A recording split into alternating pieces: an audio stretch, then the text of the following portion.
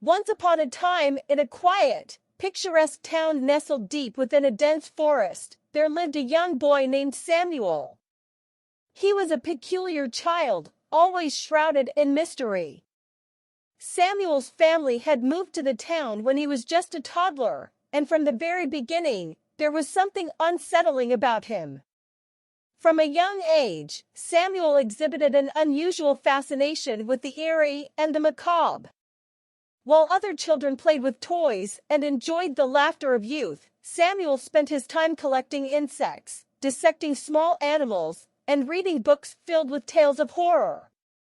His parents, concerned for their son, sought the advice of various experts, but no one could quite understand what made Samuel so different. As Samuel grew older, his strangeness only intensified. He became a loner, avoiding the company of other children. His dark, penetrating eyes seemed to hold secrets that no one could fathom. The townspeople whispered about him in hushed tones, attributing all sorts of supernatural qualities to the enigmatic boy. One fateful night, a chilling wind swept through the town, carrying with it an eerie sense of foreboding.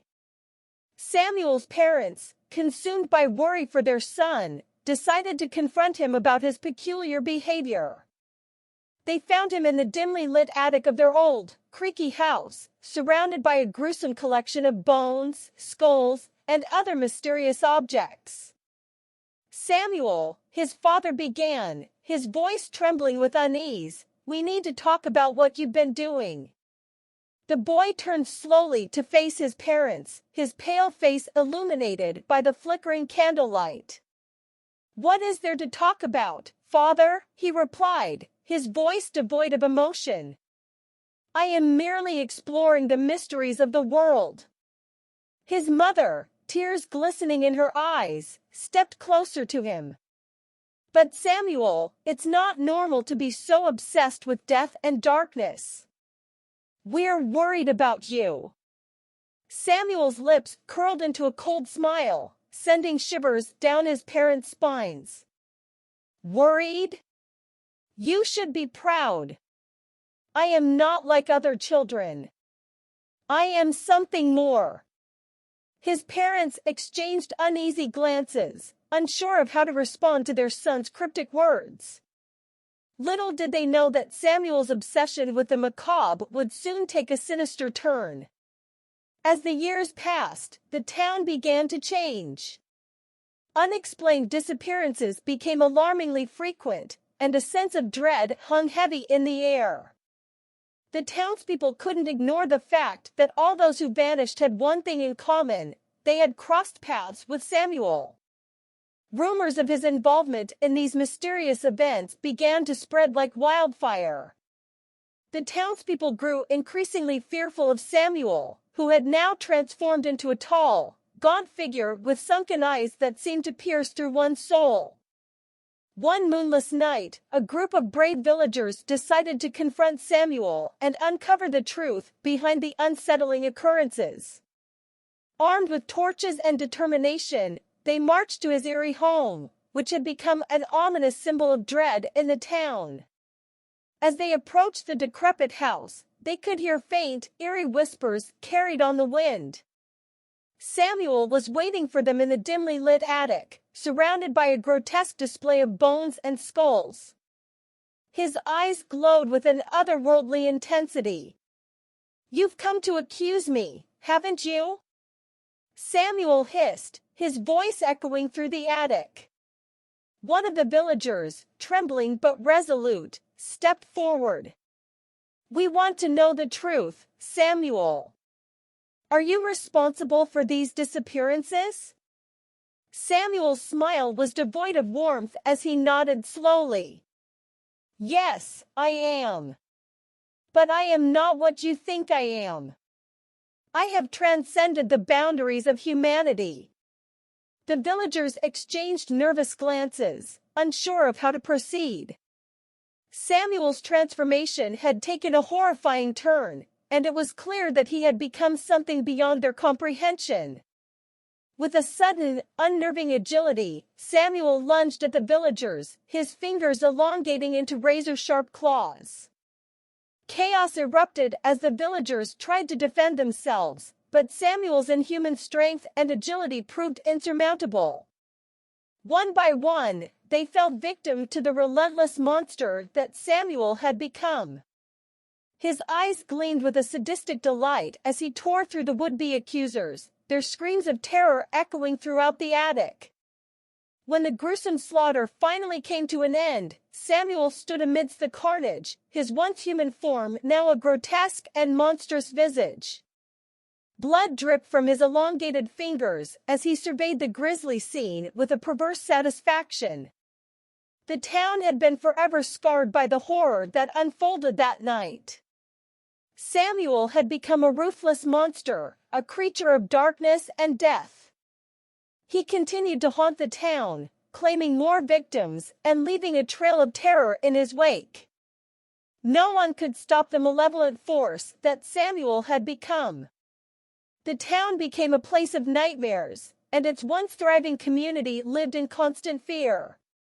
Samuel's name became a whispered curse, a symbol of the darkness that had consumed him. And so, the tale of Samuel, the boy who turned into a ruthless monster, became a cautionary legend, a reminder of the horrors that can lurk within even the most ordinary of places. The town remained forever haunted by the sinister legacy of the boy who had embraced the darkness within himself and had become a true embodiment of horror.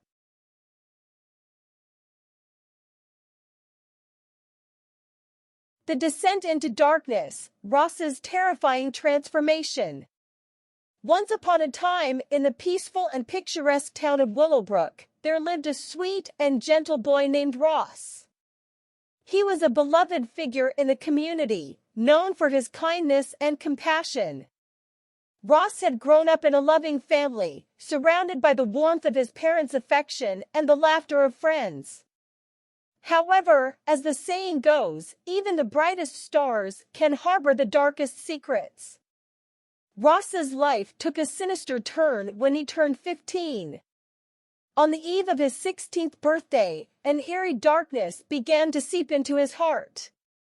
It was a change so subtle that no one noticed it at first, not even Ross himself. The night before his birthday, Ross had a vivid and disturbing dream.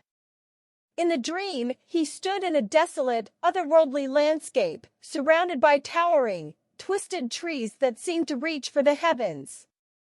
The sky was a deep, ominous shade of crimson, and the air was heavy with an unshakable sense of dread. As he walked through this nightmarish realm, he heard whispers, sinister and incomprehensible, echoing in the wind. When Ross awoke the next morning, he felt different, changed in a way he couldn't quite explain. There was a darkness lurking within him, a malevolent force that he couldn't control. His once bright eyes now held a glint of something sinister, something unnatural. At first, Ross tried to resist the darkness that was slowly consuming him. He withdrew from his friends and family, fearing that he might harm them. He spent long hours alone, trying to make sense of the nightmares that plagued his sleep. But as the days turned into weeks, Ross's struggle against the darkness grew increasingly futile.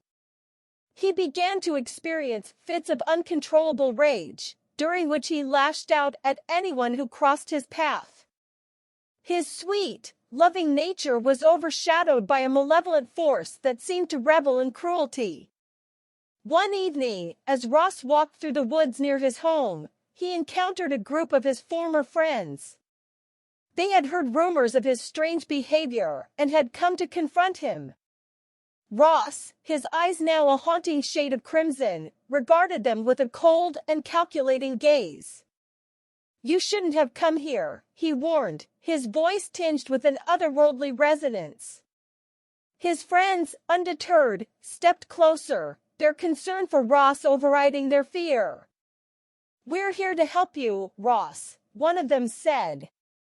"Whatever's happening to you, we'll find a way to fix it." With a sudden, unnatural burst of speed, Ross lunged at them, his hands transforming into claw-like appendages. The once sweet boy had become a ruthless monster, driven by an insatiable hunger for darkness and destruction. The ensuing battle was a nightmarish blur of violence and chaos. Ross's friends fought desperately to subdue him, but his newfound strength was overwhelming. It was as if he had tapped into a wellspring of malevolent power. In the end, it was Ross who stood triumphant amidst the carnage, his friends lying broken and lifeless at his feet. He stared down at their lifeless bodies, a wicked smile playing on his lips. From that day forward, Ross became a terror in the town of Willowbrook. His monstrous acts continued unabated, and the once idyllic community lived in constant fear of the boy who had turned into a ruthless creature of darkness. The town's only hope lay in a group of determined individuals who believed that there was still a shred of humanity left within Ross. They embarked on a perilous journey to uncover the source of his transformation and, if possible, to reverse it. Their quest led them to the heart of the cursed forest, the same nightmarish realm from Ross's dreams. There, they encountered ancient and malevolent forces that had taken root in the very fabric of reality. It was in this surreal and terrifying landscape that they would confront Ross and the darkness that had consumed him. As they ventured deeper into the forest, the boundary between reality and nightmare began to blur. Time seemed to lose its meaning, and the air grew thick with an oppressive malevolence. The group faced trials and horrors beyond imagination, each one designed to test their resolve and sanity. Finally, they reached a desolate clearing at the center of the forest, where Ross awaited them. He stood there, a grotesque and monstrous figure, his eyes burning with a malevolent fire.